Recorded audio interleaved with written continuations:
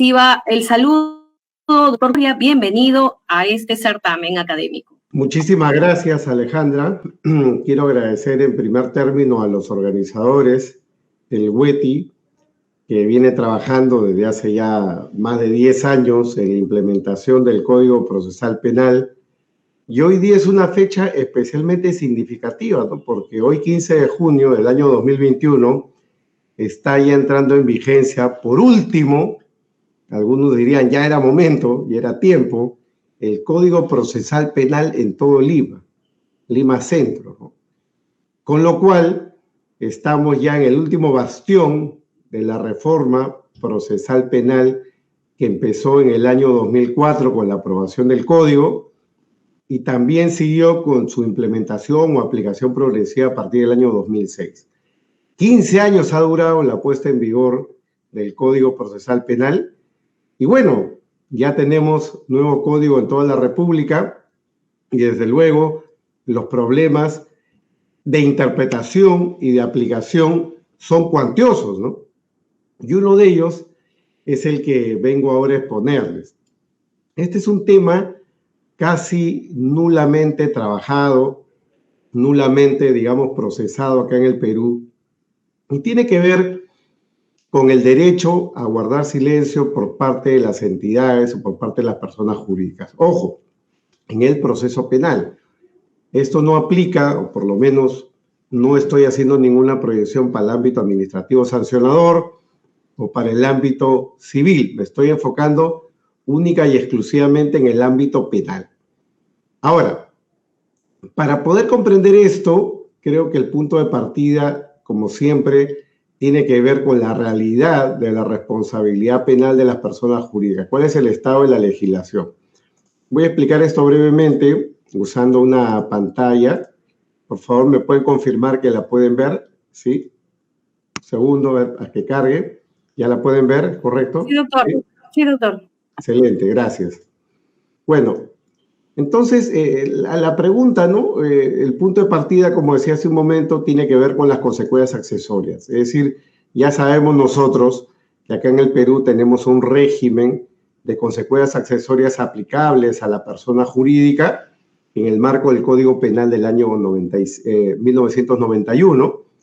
Y este Código del 91 incorporó el régimen español de los proyectos del 83 de consignar una serie de consecuencias administrativas de la pena. Esto es algo que se ha aplicado en algunos casos, el caso Topía, el caso Blindestrag, entre otros, donde los tribunales han establecido, conforme al Acuerdo Plenario 7 del año 2009, que a una persona jurídica se le puede imponer una consecuencia cuando es un ente peligroso. El Acuerdo Plenario 7 del año 2009 interpretaba la consecuencia accesoria en el sentido de que su fundamento o motivación es similar a la del comiso de comiso, ¿no? El objeto peligroso releva inocuación. El 105 prevé incluso la disolución de la persona jurídica. Esta regla es una regla bastante dura, pero tiene un componente, la responsabilidad que es derivada. No es un modelo de responsabilidad autónoma, sino derivada. Y así se ha tratado también en leyes especiales. La ley penal tributaria, la ley penal aduanera, la ley penal contra el lavado de activos. Luego fue derogada esa cláusula cuando ya lavado de activos pasó a ser materia del régimen de la llamada responsabilidad administrativa, ley 3424. Y por último, la ley 30.077, de crimen organizado, que también prevé estas consecuencias accesorias. Esto versus, como decía hace un momento, su escasa aplicación jurisprudencial. Algunos precedentes hay, pero nada que podríamos mencionar o calificar como todo un régimen o como una jurisprudencia, digamos, consolidada en materia de responsabilidad penal de la persona jurídica.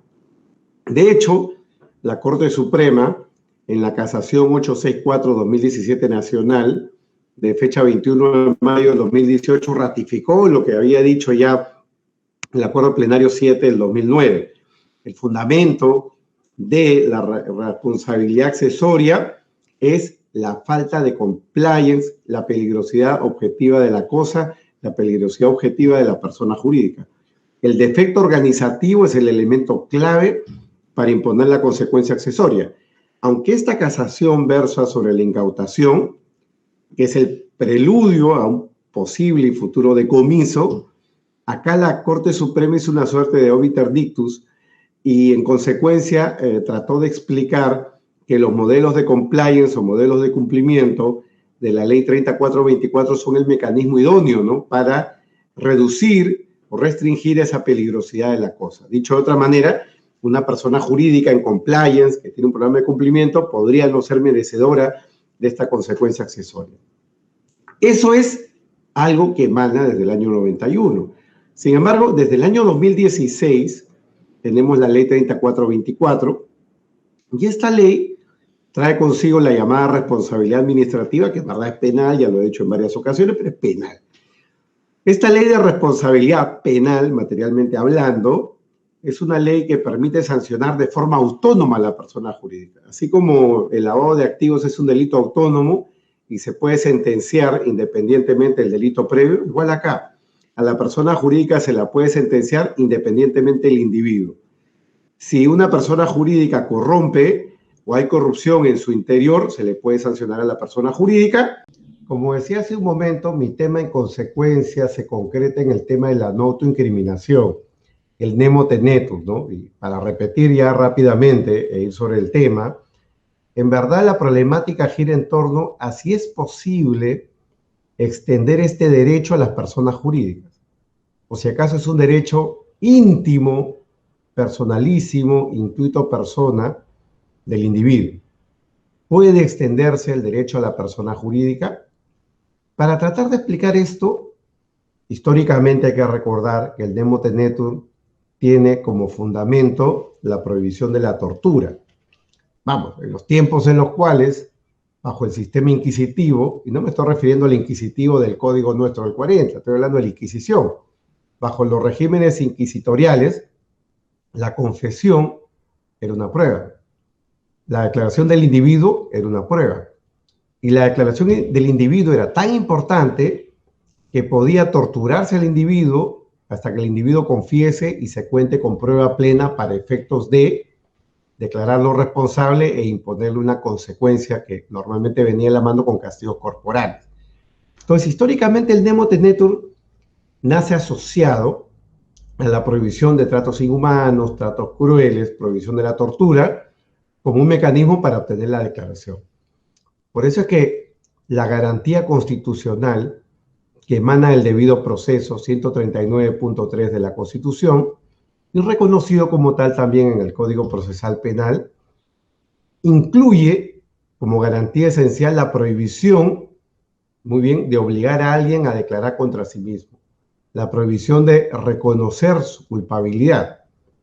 Entonces, su contenido esencial para ir sobre documentos judiciales ha sido delineado en cierto modo por la Resolución Administrativa 310-2014 del Consejo Ejecutivo del Poder Judicial, publicada en El Peruano el 12 de diciembre del año 2014.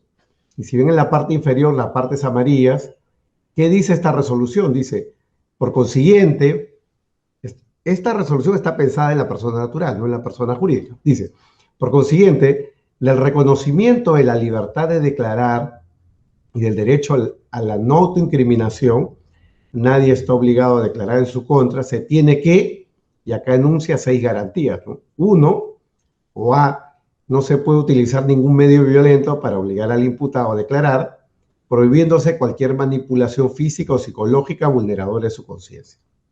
B, no se puede exigir juramento o promesa de decir la verdad. C, se prohíben las preguntas capciosas durante el interrogatorio. D, la facultad de mentir permanece en el ámbito personal del imputado, si lo considera de interés para su defensa. E, la facultad de declarar cuantas veces el imputado entienda pertinente debe ser protegida. Y F, o sexto, el imputado tiene derecho a guardar silencio o simplemente no declarar. Esta resolución fue dada en el marco de querer regular que bajo el viejo código los imputados no están obligados a acudir a la instrucción y declarar. Esto es algo de 2014, ¿no?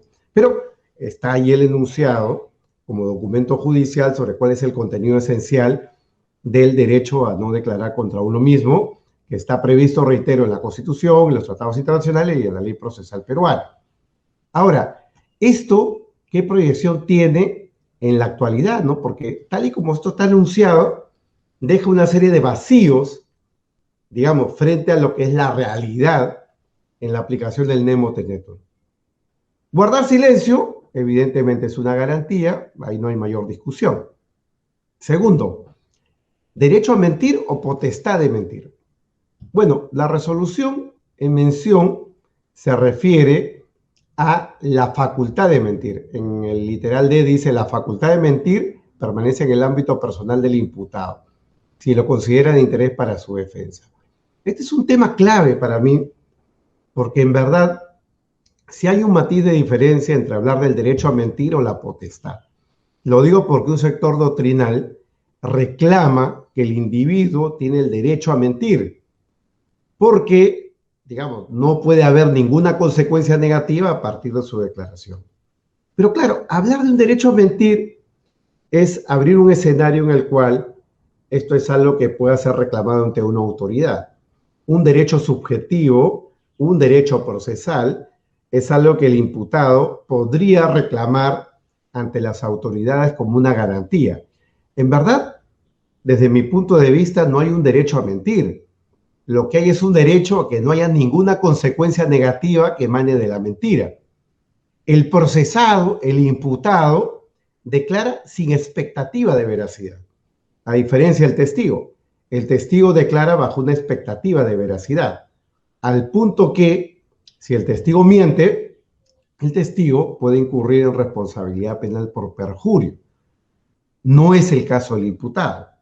Al ladrón o al asesino, el día de la condena, no se le condena por perjurio o por haber negado el asesinato o el robo. Se le condena por el asesinato o el robo. No hay una expectativa de veracidad. Cuando la fiscalía, cuando un juez recoge la versión del imputado, puede contar con las siguientes posibilidades porque no hay una expectativa de veracidad. Posibilidad 1, que diga la verdad. Posibilidad 2, que mienta totalmente. Posibilidad 3, que mienta en parte. Y mentir en parte incluye muchas cosas, ¿no? Contar medias verdades, omitir información, contar parcialmente la verdad, seleccionar la verdad que más le favorezca sin necesidad de crear historias, pero simplemente seleccionar la parte que más le favorezca. No hay una expectativa de veracidad. La expectativa es para el individuo de no sufrir una consecuencia negativa por su mentira. Por ese motivo, no hay un delito de perjurio de imputados. No hay un delito de falsedad que se pueda aplicar al imputado que miente.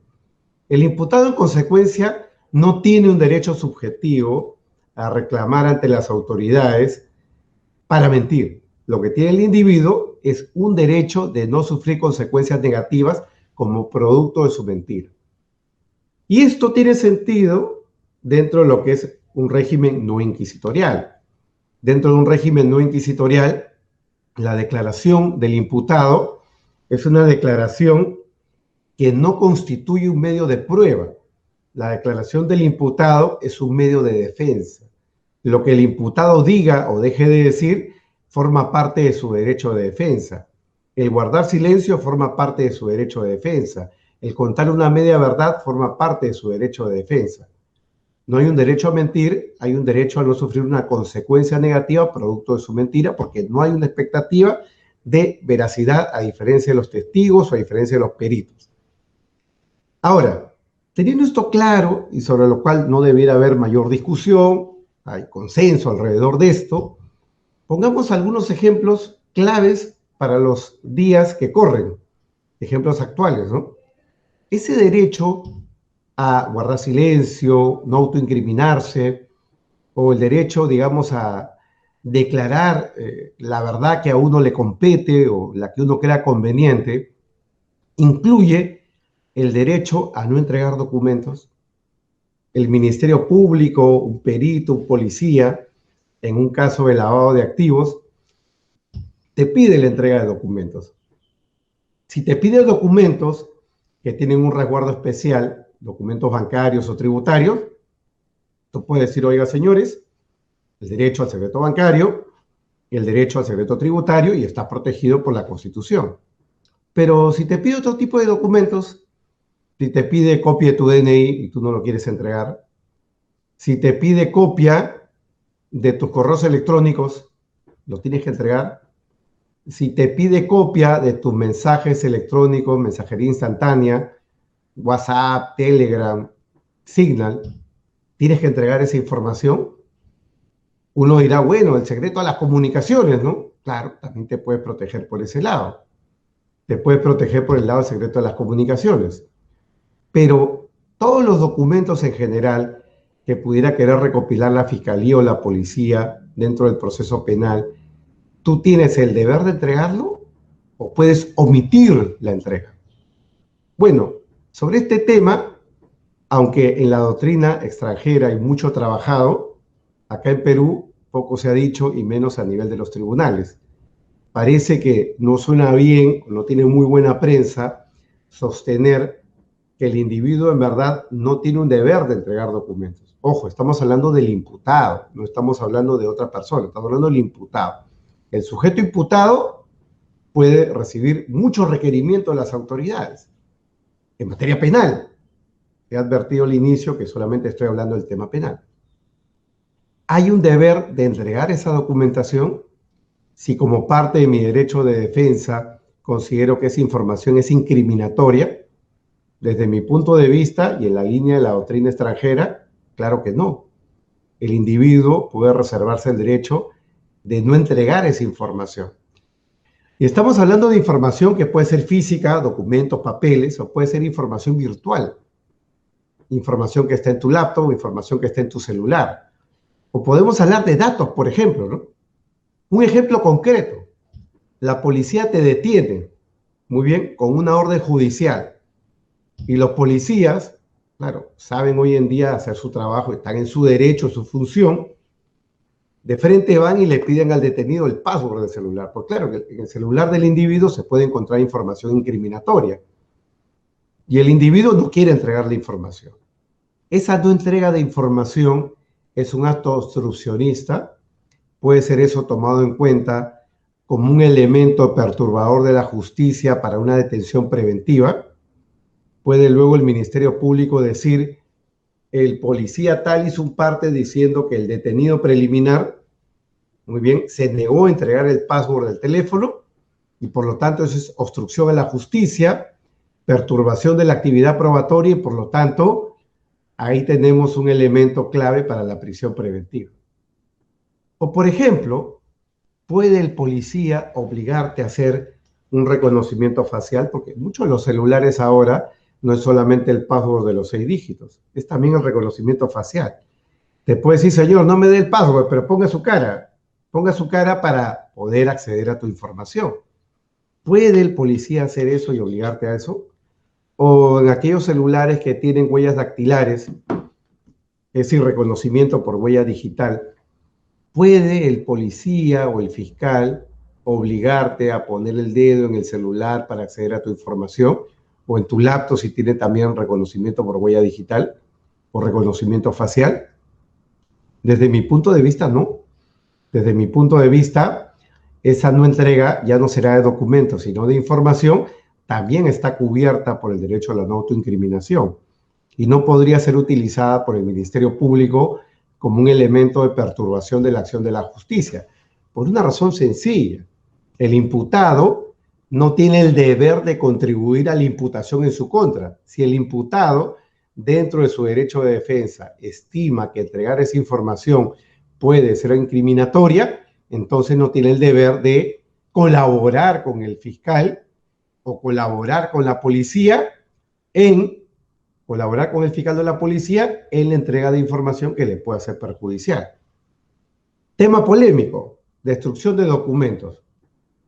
Tú piensas que te van a allanar, tú piensas que te van a perseguir penalmente. ¿Puede destruir los documentos sin consecuencia? Puede destruir tu información bancaria, tu información tributaria, tus documentos impresos, documentos informáticos, ¿no? Documentos de Word, documentos de Excel, cambiar de laptop, borrar, resetear, borrar el disco duro, borrar la información que está en los servidores. ¿Puedes o no puedes? O incluso, fíjense ustedes cómo funciona ahora la tecnología, ¿no? El sistema de WhatsApp permite configurar llamada por llamada, contacto por contacto, que la información desaparezca en un número de días, 7 días, ¿no? Yo puedo configurar mi WhatsApp para que mi comunicación entre Juan y yo desaparezca tanto en el celular de Juan como en la mía, como en el mío, a los 7 días. Telegram permite eso en tiempo real, al igual que Signal. Signal también es otro aplicativo que permite borrar la información. En tiempo real, lees la información y desde que la lees puedo configurarlo para que se borre en 10 segundos. Esto no es ficción, esto es realidad. Esto es realidad tecnológica. ¿Eso es obstrucción a la justicia o eso es derecho a la no autoincriminación? Desde mi punto de vista, seguimos dentro del ámbito de la no autoincriminación porque nuevamente parto del principio de que el imputado no está en el deber de colaborar con la Fiscalía y la Policía en la construcción del caso penal. Oiga, esto tiene un contrapeso. Esto tiene un contrapeso. Porque el individuo que no colabora puede ser allanado.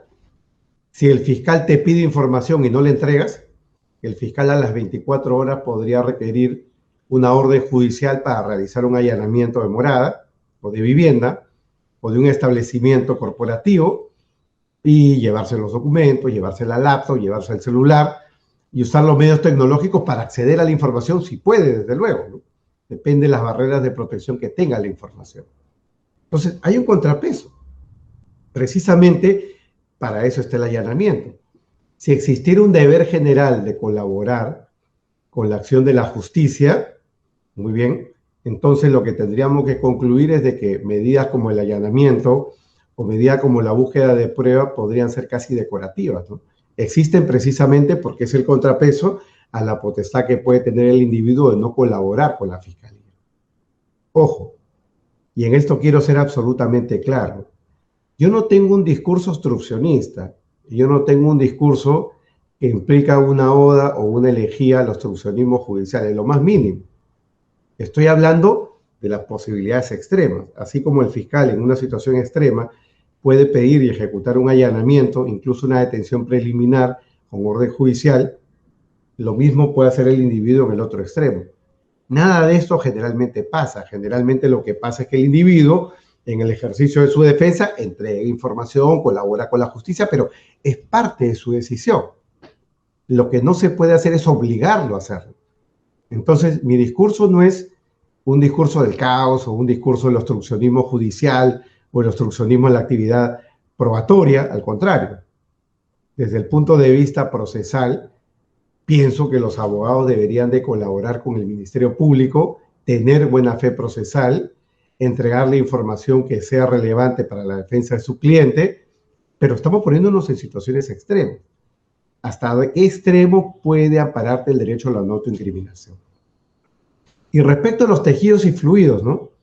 Puede ser obligado el sujeto a que se le extraiga tejido, como por ejemplo la sangre, o fluidos como el aliento, saliva, cabello.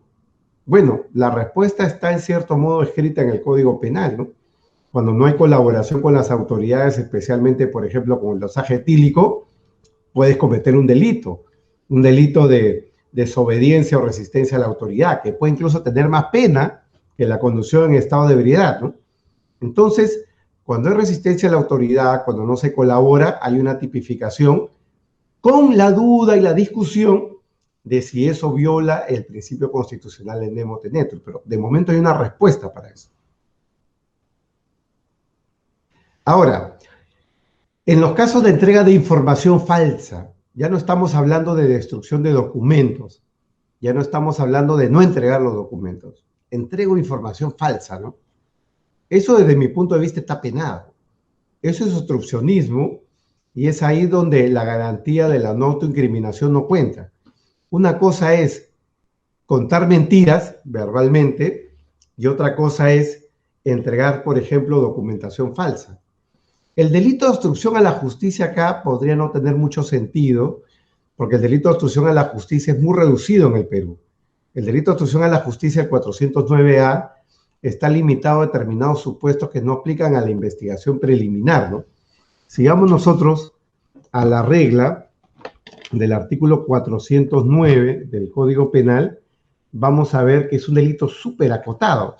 Dice, el que mediante uso de fuerza física, amenaza, ofrecimiento, concesión de beneficio indebido, no es ninguno de los casos que estamos acá hablando, impide o obstaculiza que se preste un testimonio, tampoco estamos hablando de eso, o la aportación de pruebas, o induce a que se preste a falso testimonio o pruebas falsas. Claro, siempre es a través de un tercero, y eso no está pasando acá, ¿no? Un sujeto que proporciona o entrega información falsa no está cubierto por la garantía de la no autoincriminación. Podría ser procesado por el delito de uso de documento falso, podría ser procesado y condenado, desde luego, por el delito de fraude procesal, etcétera, ¿no? Y si estamos hablando de documentos que no son de su propiedad, estamos hablando de documentos públicos o documentos privados que no son de su propiedad, eso podría recaer dentro de los linderos del artículo 430 del Código Penal, que sanciona el delito de destrucción de documentos, supresión u ocultamiento, ¿no? Un dato final para cerrar el tema de individuos e ir sobre la persona jurídica. ¿Se puede penalizar la no contradicción? Me explico, ¿no? 3 delitos en particular. El delito de enriquecimiento ilícito de funcionario, 401 del Código Penal, fraude tributario, decreto legislativo 813, lavado de activos, decreto legislativo C06. Es decir, los casos de incremento patrimonial no justificado, ¿no? Ahí va la sigla IPNJ que pueden ver ustedes en la pantalla. Ese tipo de casos donde lo que hace la fiscalía es imputarte un desbalance, cuando se te condena o se te lleva a juicio, eso es violatorio del principio de nemo tenetur. Desde mi punto de vista, no. Para Sanchinetti, un profesor argentino, tiene un libro dedicado exclusivamente a eso, pero yo en esto coincido con San Martín Castro, en un trabajo conjunto que escribimos hace unos años sobre el delito de enriquecimiento ilícito de funcionario, ha sustentado, en base a la tesis de las cargas dinámicas de la prueba, que esto no es violatorio del nemo tenetur. Esto más bien constituye parte de, digamos, el ping-pong, ¿no? O el intercambio de poderes que puede existir en el proceso. El Ministerio Público te imputa un desbalance. El individuo tiene la potestad de desvirtuar o no el desbalance. Nadie lo puede obligar a desvirtuar el desbalance. Y ojo, la condena que le puedan imponer no es por el desbalance, porque el desbalance puede ser un elemento más de juicio para cada uno de estos delitos. El enriquecimiento ilícito no sanciona el simple desbalance patrimonial. El enriquecimiento ilícito sanciona cuando ese desbalance emana o tiene relación con el ejercicio del cargo. Es decir, estamos acá no ante un delito donde hay un resultado de desbalance y no importa de dónde venga el resultado, porque el versar in re ilícita o la responsabilidad objetiva está prohibida en derecho penal. Eso tiene que emanar del ejercicio del cargo, por razón de la función. En el fraude tributario igual, el desbalance tiene que emanar de un fraude tributario, y así lo acaba de decir la SUNAT en un informe de hace poco, ¿no? No se sanciona el mero desbalance patrimonial, y el lavado de activos igual. El desbalance patrimonial es un elemento más de juicio. Con eso te pueden llevar a un proceso, con eso te pueden llevar eventualmente a un juicio oral, pero para una condena se requiere mucho más. Hablemos ahora de la persona jurídica, ¿no? El 93.1 del Código Procesal Penal dice que la persona jurídica incorporada al proceso penal, en lo concerniente a la defensa de sus derechos e intereses legítimos, goza de todos los derechos y garantías que este código concede al imputado. Fíjense que la norma es súper amplia y generosa. La norma es amplia y generosa porque, a diferencia de otras legislaciones como la chilena, la ley peruana no dice de acuerdo a su naturaleza. Porque si la ley peruana dijera que se le reconoce a la persona jurídica derechos conforme a su naturaleza, uno podría estar pensando en cuáles son las diferencias fácticas o las diferencias, digamos, ontológicas entre un individuo y una persona jurídica. Uno podría estar pensando en que no es lo mismo un individuo que una persona jurídica, pero acá en verdad la ley procesal peruana establece una cláusula de equivalencia. Tienen los mismos derechos la persona jurídica, tiene los mismos derechos, o sea, de todos los derechos y garantías que se le concede al imputado. en lo concerniente a su defensa e intereses legítimos. Y claro, en esa línea, la prohibición de autoincriminación es un derecho que concierne al derecho de defensa de la persona jurídica. Por lo tanto, en Perú tenemos, desde mi punto de vista, una norma muy generosa y muy amplia, a diferencia de la existente en otras legislaciones, y que desde ya nos permitiría responder positivamente que la persona jurídica sí tiene derecho a guardar silencio. Claro, a través del representante. Y ese representante no puede ser el imputado, porque el modelo representante-imputado está prohibido en la ley procesal peruana. El artículo 92.1 del Código Procesal prohíbe que el imputado asuma la representación de la persona jurídica. Cuando esto sucede, cuando el imputado es el representante, el gerente general, por ejemplo, se le otorga a la persona jurídica la posibilidad de poder designar un representante diferente. Si la persona jurídica no lo hace, lo nombra el juez. Así como hay defensa de oficio, acá puede haber una representación de oficio. El juez podría asignar a un abogado de oficio que representa a la persona jurídica en el proceso, a fin de evitar incompatibilidad de intereses con el individuo que está procesado. Por lo tanto, el modelo representante imputado no se va a dar acá en el Perú. El modelo siempre va a ser representante no imputado. Y ese representante no imputado declara por la persona jurídica y para la persona jurídica. Por lo tanto, la garantía de no autoincriminación para la persona jurídica en verdad es una garantía para el representante, porque la persona jurídica no tiene boca, la persona jurídica no profiere palabras, la persona jurídica no expresa palabras, frases, oraciones, discursos, narrativas. Lo hace el representante, lo hace el apoderado, quien declara por las veces de y para la persona jurídica. Entonces, esta garantía, que en términos generales uno podría decir lo es para la persona jurídica, termina traduciéndose en una garantía para el imputado, y así está claramente expresado, por ejemplo, en el modelo suizo que ahora comentaremos. En los Estados Unidos pasa lo contrario. En los Estados Unidos, de modo tajante, las entidades no pueden invocar la garantía. En el caso Wilson versus US States de 1911, en base al precedente de 1906 de Hale versus Henkel, Hale-Henkel versus los Estados Unidos, que argumentó la Corte Suprema Americana. Argumentó que las personas jurídicas, en cuanto a creación del Estado, gozaban solo de los derechos que éste consentía en concederles, cual precisamente no era el caso del privilegio contra la autoincriminación. Contexto en el cual se le asignó especial importancia a la larga tradición de los poderes de fiscalización del Estado sobre las personas jurídicas. Dicho de otro modo, en los Estados Unidos desde 1906 se niega a la persona jurídica este derecho a la no autoincriminación. Es un derecho solo de los individuos. Y esto está ratificado por un fallo de 1944, US versus White, consideraciones históricas sobre el significado radicalmente personal. Es decir, como esto está ligado a la prohibición de la tortura, como mencionaba hace un momento, ese concepto está anclado al individuo, persona natural. Por lo tanto, el privilegio no es un privilegio que se puede extender a la corporación. En Alemania no existe la responsabilidad penal de la persona jurídica.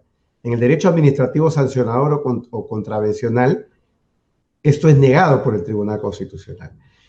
Para el Tribunal Constitucional alemán, precedente del 97, con base en que los derechos fundamentales basados en cualidades, forma de expresión o relaciones privativas de las personas naturales no son traspasables a las personas jurídicas en cuanto a construcciones del ordenamiento jurídico. Lo que concreta luego explicando cómo el nemo tenetur se funde en la dignidad humana, si bien siembra dudas cuando termina enfatizando las particularidades del derecho contravencional que precisamente lo diferencia del derecho penal. Claro, en Alemania, como no hay responsabilidad de personas jurídicas, el precedente es para el derecho contravencional o administrativo sancionador, donde se ha negado esta posibilidad. Si vemos el modelo suizo, es completamente contrario, ¿no? Podríamos hablar entonces de un modelo negacionista, duro, América, Estados Unidos, versus el modelo que sí ampara el nemo tenetur para la empresa o la persona jurídica, el modelo suizo. El Código Procesal Penal suizo, ¿no? El artículo 110 del 2011 no se hace cargo del estatus representante de la persona jurídica, pero se desprende de otra de sus reglas que le atribuye tanto al que ha sido designado representante como a quien podría serlo la calidad de persona con información. Es decir, en el derecho suizo se acude al concepto persona con información. Ojo, ¿Quién es esa persona con información? Esa persona con información es el representante de la persona jurídica como quien podría serlo. Es decir, el que es actualmente o quien pudiera serlo. Por ejemplo, un testigo, una persona que trabaja para la persona jurídica. Una categoría propia del derecho suizo que corresponde a personas que, si bien poseen información sobre los hechos, se encuentran en una situación objetiva de conflicto al declarar. Es decir, son personas que pueden estar en conflicto de interés. Entonces, esto los hace inmediatamente menos creíbles como un testigo susceptible de tacha. Al punto, esto es legislación suiza, que estas personas con información no están obligadas a declarar, no están obligadas a entregar objetos, documentos, información, sin que puedan ser compelidas o obligadas para hacerlo. Y si declaran, estas personas con información deben hacerlo en los mismos términos que el imputado. Es decir, se extiende a la persona con información este derecho, tanto a la persona con información, que puede ser un representante o que vaya a hacerlo, como a los empleados de la empresa. Modelo suizo. Entonces tenemos dos modelos, el accionista americano, modelo suizo que es permisivo y protector del Nemo Tenetur corporativo. En España, la ley procesal es generalista, por eso que se habla de un modelo débil, el español, el italiano, pero la doctrina, más allá de lo que diga la ley, que no es tan clara, la doctrina española es relativamente unánime en aceptar el Nemo Tenetur empresarial. Del Moral García, que es juez supremo, Javier Sachevera, un catedrático, José Manuel Maza Martín, quien fue juez supremo, fiscal general y ahora fallecido, claramente han establecido que la persona jurídica puede atender los requerimientos que se le efectúen para entregar documentación, no siéndole exigible que la proporcione. Ojo, ya lo mencioné hace un rato, sin perjuicio de que esa negativa provoque la necesidad de un registro de pesquisa más invasiva. En el caso de Moral García, él sostiene incluso que si una persona jurídica fuese invitada a emitir cualquier información sobre los hechos de la acusación, podría deformarlos, omitir las circunstancias que le son favorables o pura y llanamente negarse a formular cualquier manifestación. Es decir, podría incluir, para más claro, la potestad de mentir, no el derecho a mentir. ¿Qué más dice el Moral García? Dice, por último, Moral García afirma que no tendría sentido que el derecho de la persona jurídica a no declarar o no proporcionar información sobre los hechos pudiese ser burlado llamando como testigo a cualquier miembro de los órganos directivos no imputado y exigiéndole juramento, es decir, empleados de la compañía. Es por eso que el modelo suizo claramente extiende la protección no solo al representante, sino también a quien pudiera ser representante y a los empleados. Todos ellos no pueden ser obligados a declarar porque son equivalentes a lo que se denomina persona con información.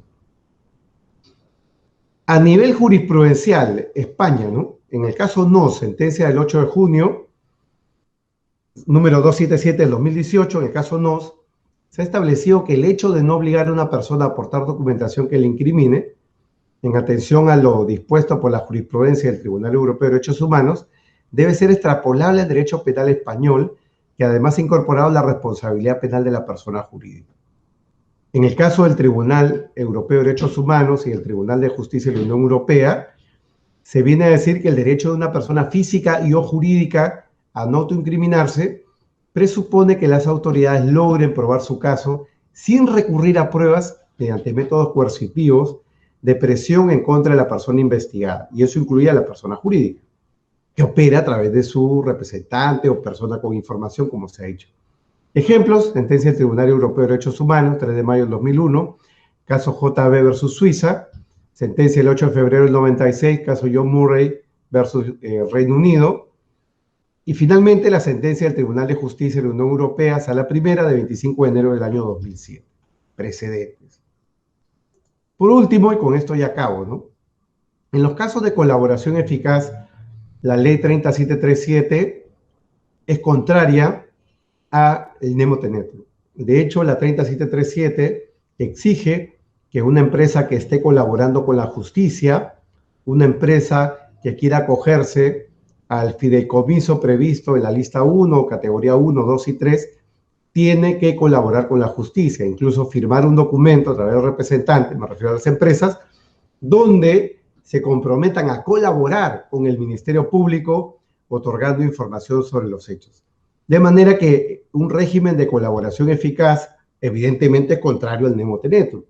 Se supone que la empresa que ha decidido colaborar con la justicia es una empresa que está colaborando con la entrega de información, renunciando al nemo tenetur. No es que no se le reconozca el derecho, simplemente la empresa renuncia al nemo tenetur con la finalidad de entrar en un régimen de colaboración eficaz empresarial. Y bien, son estas las ideas que quería plantearles el día de hoy. Les agradezco mucho por su tiempo. Bien, entre las preguntas que tenemos para la conferencia de hoy es, ¿cuál es el fundamento principal para la regulación del derecho a guardar silencio de la persona jurídica? Desde mi punto de vista, lo que tenemos acá en primer término es el fundamento del nemo tenetur, o la prohibición de autoincriminación, que tiene, como ya se ha mencionado, rango constitucional, rango a nivel interamericano y rango a nivel de la legislación procesal. Allí no hay mayor discusión, salvo todos estos ejemplos que he puesto al momento de la exposición, ¿no? Sobre el tema de destrucción de documentos, no entrega de información, etc. Pero en el caso de la persona jurídica, desde mi punto de vista, tenemos que partir de varios argumentos, ¿no? Primero, podemos dar una respuesta puramente formal, lo que establece la ley procesal. La cláusula de equivalencia que utiliza el legislador peruano y que es tan generosa, ¿no? El artículo 93.1 del nuevo código dice: la persona jurídica incorporada en el proceso penal, en lo concerniente a la defensa de sus derechos e intereses legítimos, goza de todos los derechos y garantías que este código concede al imputado. Claro, entonces, lo que dice la ley es que se le va a otorgar a la persona jurídica los mismos derechos que el imputado, siempre que sea concerniente a la defensa de sus derechos e intereses legítimos. Claro, y desde luego, guardar silencio o no entregar información forma parte de sus derechos, forma parte de sus intereses. No estoy hablando de falsear información, no estoy hablando de la destrucción de información de terceros, estoy hablando simplemente de guardar silencio o no entregar información que le pertenezca. Claro, entonces, a diferencia de otras regulaciones, donde la ley no establece una cláusula de equivalencia, sino una cláusula de equivalencia condicionada, en el sentido de que se le aplica a las personas jurídicas aquellos derechos procesales según su naturaleza, valga la expresión según su naturaleza. Cuando se introduce la expresión según su naturaleza, nos pone en el terreno de ir al ontológico, ¿no? ¿Qué diferencia la persona jurídica del individuo? Y a partir de ahí poder extraer conclusiones. Por ejemplo, ¿tiene la persona jurídica dignidad humana? Seguramente no. ¿Tiene la persona jurídica la posibilidad de sufrir coacciones? Eso depende de cómo lo veamos, ¿no? Si lo vemos a través de sus órganos, podríamos decir que sí. En fin, ya entraríamos en una discusión que formalmente acá no tendríamos que tener, porque la ley procesal no establece esa cláusula de equivalencia condicionada o reducida, como querramos decirlo. Pero si vamos a la cuestión ya sustancial, ya no formal, ya no, digamos, al texto de la ley procesal, yo lo que creo es que tenemos que tener acá un enfoque diferenciador. Así como existen criterios de imputación para el individuo en materia penal y criterios de imputación para la persona jurídica en materia penal, es decir, hay un principio que es que hay un derecho penal aplicable, hay penas que se pueden imponer a la persona natural y a la persona jurídica. Eso no significa que el sistema de imputación sea igual. El de la persona natural está construida sobre la base de tipicidad, antijuricidad, culpabilidad. El de la persona jurídica tiene mucha discusión, ¿no? Cargo, descargo, imputación, defensa, o simplemente esos tres estamentos que he mencionado: hecho generador, beneficio, no compliance, ¿no? Es un sistema distinto. Así como hay esa diferencia a nivel penal, a nivel procesal yo creo que se debe de construir una propia fundamentación. Y esa propia fundamentación tiene, a mi juicio, como punto de partida el debido proceso y el derecho de defensa. Y desde esa perspectiva, la persona jurídica va a sufrir sanciones, la persona jurídica va a sufrir penas. Se le puede declarar la disolución, se le puede imponer multas, se le puede imponer la pérdida de beneficio, la pérdida de licencias, puede ser inhabilitada. Es decir, la persona jurídica puede sufrir una serie de consecuencias para sus intereses, intereses que pasan desde su patrimonio, sus libertades comerciales, hasta llegar a su propia existencia, ¿no? Su desaparición. Entonces, si la persona jurídica se tiene que defender con las herramientas que corresponden. Y una de esas herramientas es no autoincriminarse. No tenemos por qué asociar la no autoincriminación con la tortura, o no tenemos por qué asociar la autoincriminación, o la no autoincriminación con el uso de la violencia o las coacciones. Tenemos que pensar simplemente en el hecho de que hay un derecho de defensa. Y en el ejercicio de su defensa, la persona jurídica puede elegir declarar, guardar silencio, declarar parcialmente, muy bien, o simplemente, como ya también he referido, no entregar documentación, ojo, que sea de su propiedad. No estamos hablando de documentación de terceros.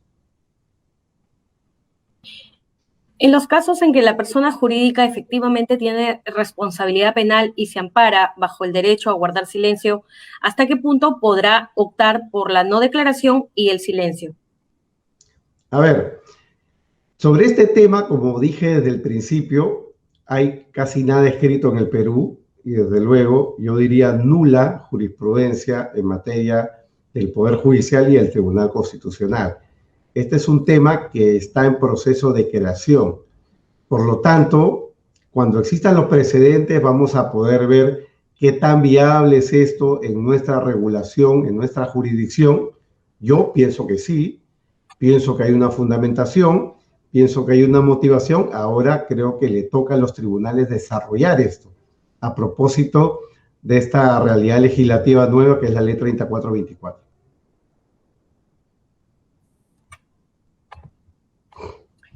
¿El derecho a no declarar de la persona jurídica afecta o abarca a todas las personas que de una forma u otra pueden expresar la voluntad de la sociedad? Esto es entendiendo a la expresión de voluntad como la referida en concreto al posible defecto de organización y a la falta de medidas de prevención del delito que sea objeto de investigación. Desde mi punto de vista, esto solamente cubre en la regulación peruana, derecho positivo, solo al representante. Acá en Perú, como ya he dicho, no puede existir, está prohibido el modelo representante imputado. El representante de la persona jurídica tiene que ser alguien diferente al imputado. Solamente cubre al representante, que es el que tiene que expresar la voluntad, digamos, el ejercicio de la defensa de la persona jurídica. No tenemos acá una regla como la existente en Suiza, ¿no? De la persona con información que puede abarcar al representante, a quien pudiera hacerlo, e incluso los empleados. Teóricamente, deseablemente, yo pudiera decir de que debería de cubrirse, pero para ello yo creo que se requeriría necesariamente de un desarrollo legislativo por motivos de seguridad jurídica. ¿Considera usted, doctor Caro Coria, que no tendría sentido regular el derecho de la persona jurídica a no declarar o a no proporcionar información sobre los hechos si éste pudiese ser burlado llamando como testigo a cualquiera de los miembros de los órganos directivos no imputados? Para mí, como decía hace un rato, eso requeriría de una regulación. El derecho de la persona jurídica a no autoincriminarse podría ser burlado, evidentemente, si llamo a los empleados, pero los empleados también tienen sus intereses. Los empleados no son instrumentos de la persona jurídica, no son herramientas puestas al servicio o a la defensa de la persona jurídica. El empleado puede presentarse ante el tribunal o ante el fiscal y decir, no, yo voy a colaborar con la justicia. Yo soy un órgano, una persona distinta de la persona jurídica y por lo tanto puedo tener un interés completamente diferente y mi interés es colaborar con la justicia. Para cubrirlo se requeriría un mandato legal.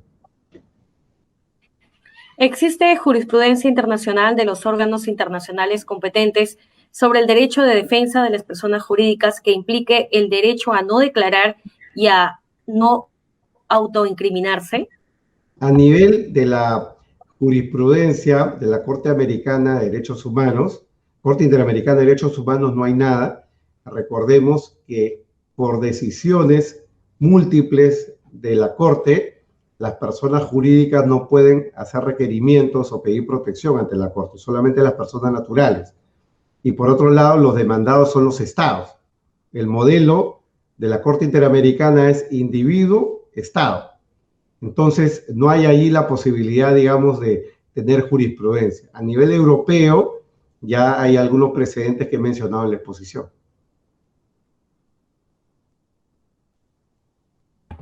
Doctor Dino Carlos Carocoria, para nosotros ha sido todo un honor y un gusto tenerlo en este ciclo de conferencias que organiza la unidad, y a nombre de nuestras autoridades del Poder Judicial, nuestro agradecimiento y profundo respeto a usted por el trabajo que viene desarrollando día con día. Además que es un día importante, como lo mencionó, porque ya se puso en vigencia este nuevo modelo procesal penal que ya tenía 15 años en el país, pero hoy se implementó en Lima Centro, y con ello concretamos el desarrollo o la implementación de este nuevo modelo en todo el país. Sus palabras finales, por favor, en esta conferencia magistral. Mis felicitaciones al UETI por todo el trabajo que vienen realizando desde hace más de 10 años, casi 15 años, por la implementación del Código Procesal Penal, y esto en verdad es un trabajo de largo plazo, ¿no? Recordemos cuáles eran los temas sobre los que hablábamos en el año 2006, 2007, ¿no? Todo era litigación oral, ¿no? Pensamos en la litigación oral, la gente viajaba a Chile, a Colombia, a México. Hoy en día ese chip ya cambió, ¿no? La litigación oral ya es algo que está, digamos, no solamente en el ADN del abogado penalista, sino también del abogado en materia laboral, en materia civil, en materia arbitral. Entonces, hemos dado buenos avances en esa dirección. Creo que ahora lo que toca y el reto es perfeccionar estas herramientas jurídicas, ¿no? Ya materia por materia, ya hay muchísimas, como la que ha sido tocada hoy en día, que son materia de múltiple debate y donde la última palabra, como ya he dicho, también la van a tener los jueces. Gracias nuevamente por la invitación y espero acompañarlos en una próxima ocasión.